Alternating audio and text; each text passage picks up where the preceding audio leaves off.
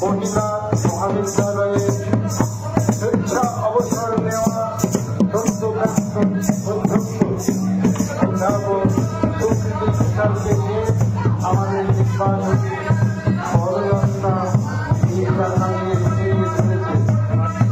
আপনাদের সকলের কাছে